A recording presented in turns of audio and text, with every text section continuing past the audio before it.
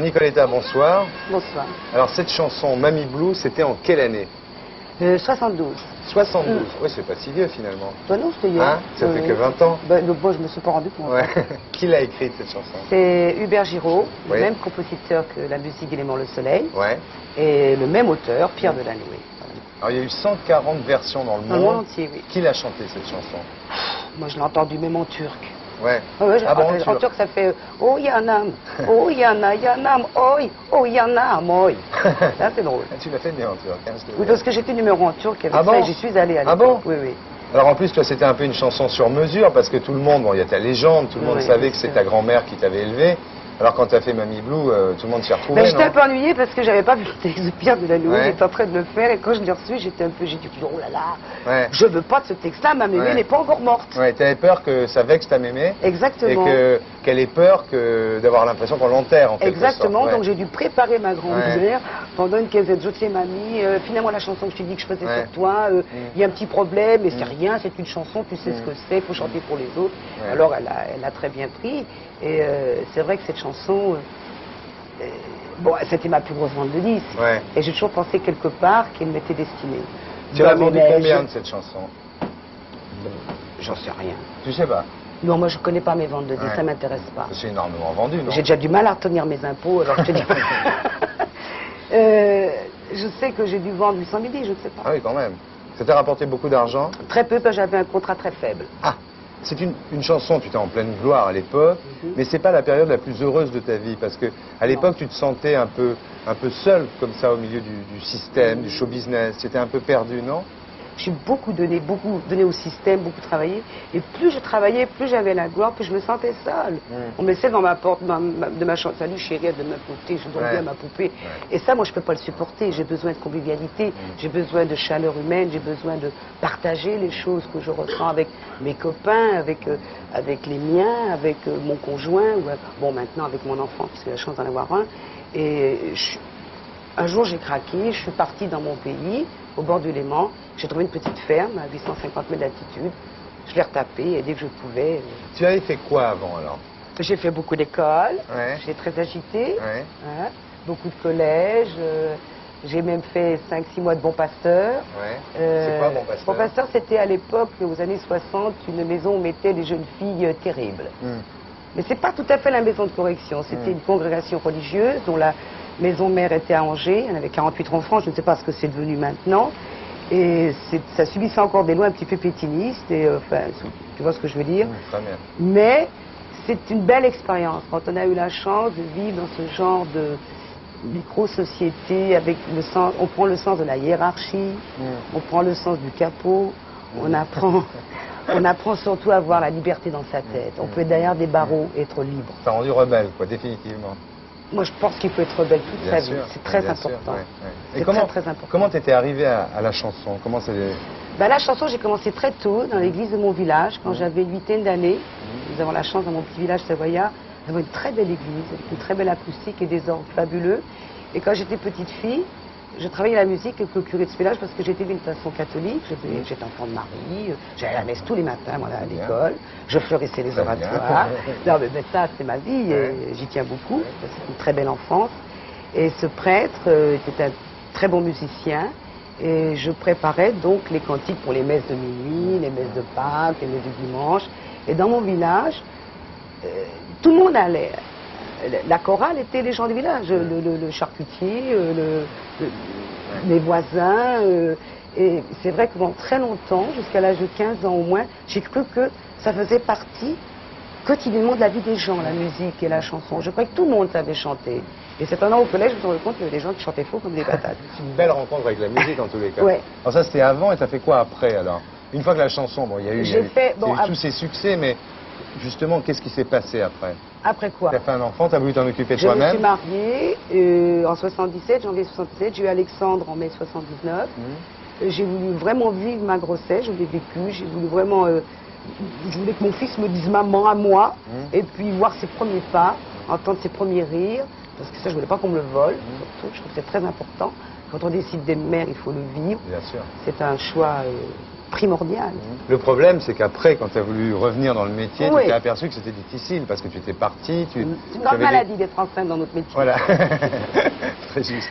Tu as tout laissé tomber, puis quand tu es revenu, qu'est-ce qui s'est passé alors? D'abord, pourquoi tu es revenu? Pourquoi tu n'es pas resté? Ben, je suis revenue parce que j'ai besoin de travailler pour gagner ma vie. Oui. Je me suis séparée du père de mon fils. Nous sommes séparés d'un commun accord. Ça arrive, hein. Ouais. Donc je suis repartie prendre mes micros. J'ai dit, bon, ok, on commence à zéro. On prend le bébé, on vient à Paris, et on zérouille. Et mon producteur à l'époque vendait sa compagnie de disques. Papinou, tu vois ce que je veux dire? Monsieur Barquet, pour les Monsieur Barquet intimes. vendait sa maison de disques. Je me suis Ouais. retrouvée un petit peu sur les voies de garage parce qu'elle a été vendue à une grosse multinationale. Et comme beaucoup de Nougaro, Guichard, je sais très bon, on s'est trouvé quelques artistes à se débrouiller, à recommencer à zéro. Donc je Ouais. fais partie de ces maudits indépendants. Ouais. Tu l'as vécu comment, ce changement de situation? C'est-à-dire ce passage, finalement, tu étais star, Ouais. tout le temps, les télés, les machins, les trucs. Puis d'un seul coup, bon, bah, tu reviens après l'enfant à Paris. Comment tu l'as vécu? Ça t'a... c'était une fille solide, bien sûr, mais enfin, ça a été dur quand même? Ce qui est dur, c'est que souvent les gens, moi ce qui me le plus pénible, c'est parce que les gens te parlent à l'imparfait. Ouais. Et moi je suis une femme du Ouais. futur. Ouais. Moi j'essaie d'avoir cette philosophie de vivre le moment présent et surtout de me donner des visions, de visualiser mon futur sur un an seulement. Et de prendre le temps de faire ce que je vais faire. Alors ce que j'ai à faire, c'est pas seulement chanter, c'est aussi m'occuper des gens que j'aime et pouvoir me consacrer à eux parce que quand je travaillais beaucoup, les gens que j'aimais ne me voyaient jamais. Donc je les faisais souffrir. Maintenant, il faut bien que j'ai un enfant, c'est important qu'ils me voient. Ma grand-mère, elle n'est pas morte, Ouais. contrairement à ce que dit la chanson de Naïdou. Elle est très âgée, elle est avec moi. Elle est avec toi, tu l'as prise avec Bah, toi. c'est normal. Chez nous, les Savoyards, les Montagnards, on garde les vieux à la maison. Tu as dit, j'avais pas les dents assez longues. Ça veut dire que tu n'étais pas prête à tout donner pour être une énorme star, parce que tu aurais pu être une énorme star avec la voix que tu avais. Et pourquoi alors tu voulais pas tout sacrifier, quoi, c'est ça? Je veux être libre, Ouais. parce que la gloire, quand on est en haut de la pyramide, tu sais, il n'y a pas beaucoup de place pour tout le monde. Ouais. Tu vois ce que je veux dire? Ouais. Hein? Il doit faire froid là-haut, on est tout seul, tout seul. J'ai connu un petit peu, ça m'a fait peur.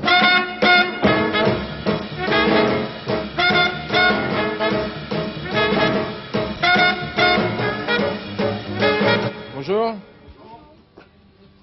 Voilà, on débarque sur la côte, on vient d'arriver, on n'a rien à se mettre.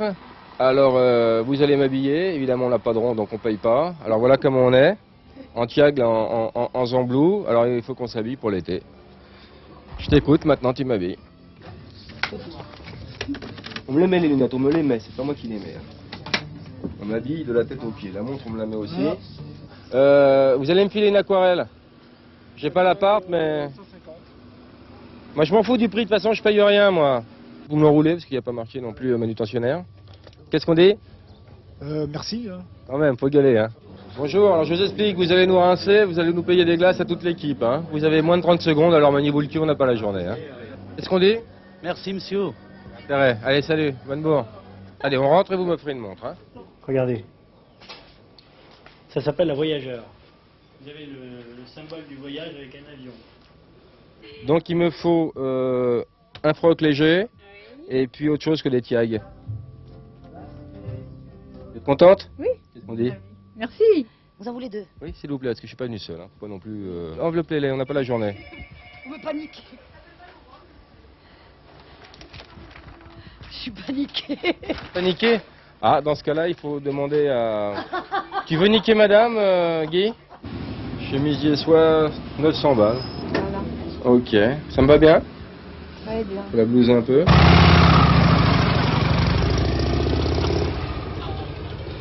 T'as l'air bonne, toi? Yes. T'es bonne sous l'homme? Yes. Bon, ce que je vais faire, c'est que on va aller chez toi et puis on va tirer. Ok? Ok. Allez, on y va. Tiens. Dis donc, c'est 10 balles les capotes. T'as 10 balles? Non. T'as pas 10 balles? Ouh, là, c'est 2 mètres 20. Bon, bah, le seul truc que j'ai payé finalement à cette rentrée, c'est les capotes. Hein. 10 balles quand même, ouais. Monique? Non, sans déconner. C'est clair. Qu'est-ce que c'est le truc le plus cher dans ce rap de PD là? Ce sont les cocktails, monsieur. Et il faut compter combien pour un cocktail encore? 66 francs. Ah non, vous faites pas chier. Appelez-moi le gérant, s'il vous plaît. C'est vous le patron? Oui. Donc, je vous explique, on arrive à Saint-Tropez, on n'a pas de rond, donc vous allez nous rincer. À combien? À 19 francs ou à 66 francs? Non, non, vous nous mettez... Est-ce que vous êtes du tarif cher ou du tarif pas cher? C'est pas parce qu'on paye pas qu'il faut nous servir de la merde. C'est une bouteille à combien, ça? 440 francs. C'est pas le meilleur, hein. C'est sponsor officiel de la maison. Ouais, on s'en bat les couilles, serre. Bonjour. On fait un reportage sur les vieux croutons bourrés de blé. Il est où? Where is the boss? I don't know where it is. Parce qu'il nous a invités avec l'équipe pour 8 jours. On va dormir ici, nous. I'm afraid you're not allowed to come on. It's a private yacht. Je sais, mais il nous a invités. Donc, toi, ton chèque est à la compta. Hein? Donc, tu vas... Et on va visiter. Non, it's not possible. C'est du blaireau. Ce qu'on va faire, on est toute une équipe. Nous, on va s'installer 8 jours ici, d'accord? Ouais. Hein, alors, pour le menu, t'inquiète pas, on mange de tout. Ouais. Hein, simplement, tu fous pas le bordel parce qu'on dort jusqu'à midi, d'accord? Ouais. Bon, là, il y a un yacht. Ils ont l'air hyper sympa, à mon avis. Je vais passer 3-4 jours. Hein. On se voit. Je vous appellerai au camping, les mecs. Hein. Moi, je suis avec mes potes sur le bateau. Ciao. Alors, vas-y. Ah, qu'est-ce que tu veux? Non, je viens juste dormir 3-4 jours. Non, je vais dormir ici. Ah, je vais 3 jours. Non, je veux dormir. Je veux juste dormir. Mais attends, mais...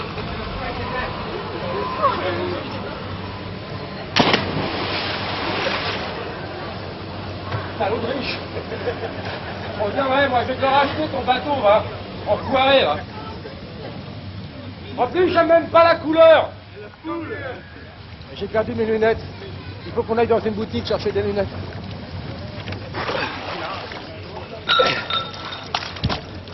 Bon, on va marcher comme si de rien n'était.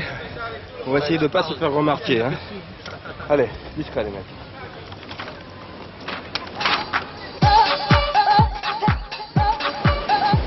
Elle a troqué son macramé contre une kippa et toute allusion religieuse est absolument dépendante de sa volonté. C'est de la hash New Age et ça se mange sans faim, j'adore. It's a fine day en plus 3.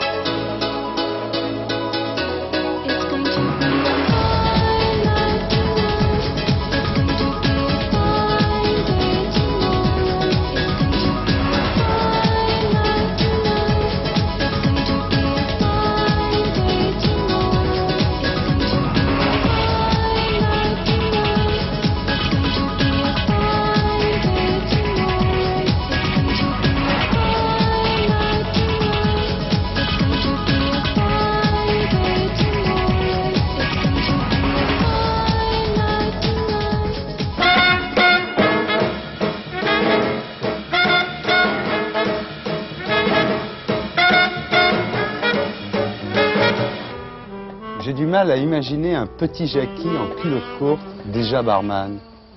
Vous avez bien dû faire autre chose avant, Jackie. Entre l'être et le paraître, je n'ai pas choisi, monsieur. Soyez clair pour une fois, Jackie. C'était en 42 à Vichy, au bar de l'hôtel du Parc. Je me suis mis au piano. Ils m'ont tous regardé, monsieur, même eux. J'allais commencer, prêt à jouer. Soudain, une voix s'est élevée. Dites donc, Jackie, quand vous aurez terminé, vous me servirez un cognac? Et alors? J'ai résisté, monsieur. Il n'y a plus d'après, à ce germain des prés. Salut André. Plus d'après-demain, plus d'après-midi, Ouais. aujourd'hui. Hein. Alors qu'est-ce qu'on va lire cette semaine? Alors écoute, on va lire beaucoup de livres, on a le temps. Alors on va lire des livres très différents. D'abord un livre en livre de poche, qui est extraordinaire, qui est Les Lettres de Vincent Van Gogh à Théo. Alors Vincent Van Gogh, vous l'avez vu d'abord sous les traits de Kirk Douglas, et puis sous les traits de Jacques Dutronc, et puis maintenant il faut le lire, parce que ça c'est encore plus intéressant. Et c'est fabuleux de voir ce type, qui tu sais n'a jamais vendu une toile de sa vie, qui était dans un état pas possible, et qui en fait a demandé à son frère d'être son impresario. Et ce type, qui était dans un état de misère, dans un état de... et qui nous demandait quelque chose, mais je veux peindre, il dit foutez-moi la paix. Alors on l'embêtait, tu sais, il va à Arles, il s'installe à Arles, et puis il va voir les putes. Et il y a une pétition qui circule en disant il y a une espèce de Hollandais fou qui va voir les putes, qui est mal rasé, qui était l'espèce de beatnik avant la lettre. Et il y a eu des pétitions pour l'éloigner. Et comme tu sais, il a été à Auvers-sur-Oise, et c'est là-bas qu'il est mort. Or, ce livre retrace 18 ans de lettres de Vincent Van Gogh à son frère Théo. Et c'est la plus belle confession, je crois, qui ait jamais été écrite par un artiste. Parce qu'il montre qu'un type qui s'est vraiment brûlé. Qui s'est brûlé en se disant, mais attendez, laissez-moi peindre, tout ce qu'il demandait. Laissez-moi respirer, tu vois. Et il faut lire en même temps un extraordinaire texte d'Antonin Artaud qui s'appelle Van Gogh ou le suicidé de la société. Ce ne sont pas des livres difficiles. Et ce sont des livres qui flambent. Tu sais, en général, on te parle toujours un peu de guimauve, de choses qui se passent. Et bien là, laissez-vous aller à la passion. À la passion d'un mec dont les mots deviennent des couleurs. Dont les mots deviennent vraiment des espèces de masses sur la toile. Donc Vincent Van Gogh, toujours. Premier livre, Les Lettres de Van Gogh. Après, alors une italienne fantastique. Une italienne qui a des couilles. Une italienne qui a des couilles beaucoup plus que beaucoup de mecs. Qui s'appelle Oriana Fallaci. Bien sûr. Oriana Fallaci, une très grande journaliste, très grande romancière, qui a écrit un bouquin, Inch'Allah, qui se passe à Beyrouth, avec, tu sais, la force d'interposition italienne. Et elle raconte, je ne vais pas raconter tout, ça prendrait des heures, comment il y a eu la force d'interposition française, tu sais, il y a eu le quartier général français, le quartier général américain dans Beyrouth, qui ont sauté par les Hezbollah, par les fils de Dieu. Et elle raconte parce qu'elle est allée faire des reportages là-bas. Il faut lire ce livre parce que c'est un extraordinaire compte-rendu de ce qu'a été Beyrouth, le Liban, cette guerre civile. Et elle le raconte en romancière. Ça veut dire encore mieux qu'un journaliste. Pourquoi? Parce qu'elle va à l'intérieur des gens, à l'intérieur des consciences, à l'intérieur des personnages. Il y a des histoires d'amour, des histoires de tendresse. Mais on comprend beaucoup mieux le Liban que si on lisait 40 journaux. Et en fait, on comprend la Bosnie-Herzégovine. On comprend tout ce qui aujourd'hui nous menace. Si on laisse faire, si tu veux, les nationalismes, les ethnies, les haines de classe, les haines d'identité, comme si chacun d'entre nous n'était pas d'abord une humanité avant d'être une étiquette, une identité ou autre. Et il faut dire qu'Oriana Fallaci, tu sais, c'est l'intervieweuse.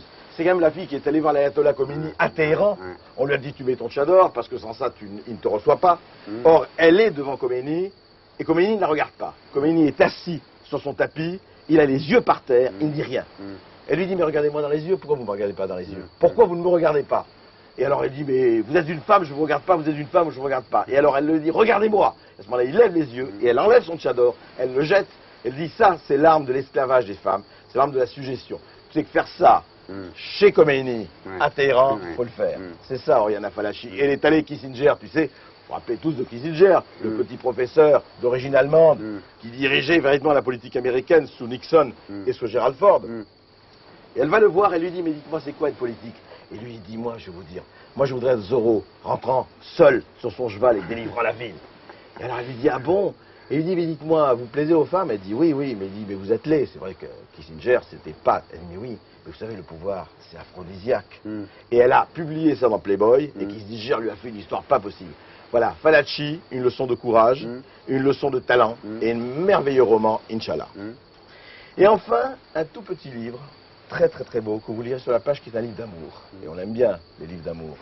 Ça s'appelle Une passion d'Annie Ernaux. Là, je vole au scout de la victoire. Hein. C'est un livre qui marche très très bien. En tête de toutes les ventes depuis des mois. Ça. Magnifique. Ouais. Mais c'est un livre merveilleux qui m'a touché. Qu'est-ce que c'est? Très très simple.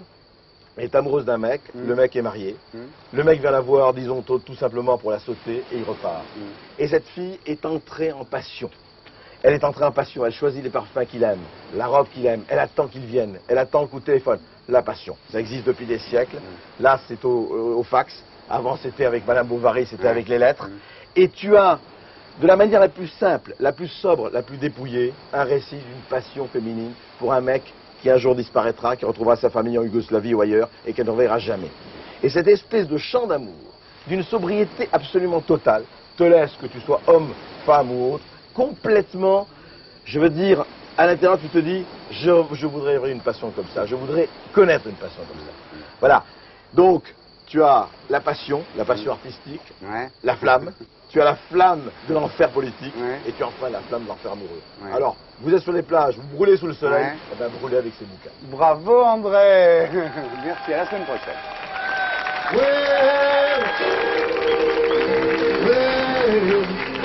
Bonsoir, merci d'avoir passé cette soirée avec nous au bar de la plage. Prochaine ouverture samedi prochain. Salut bande de Nord.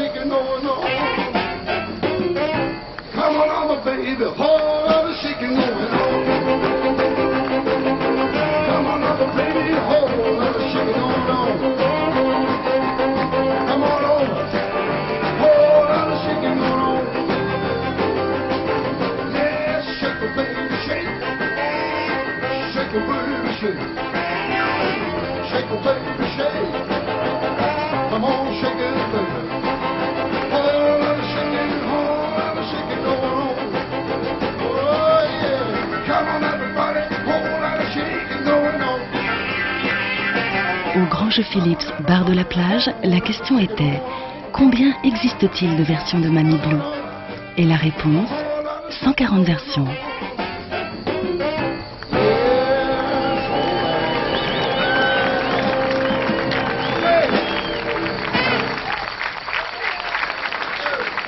Vous avez gagné un Sound Machine Philips comportant un lecteur CD, une double platine cassette et un tuner. Bravo!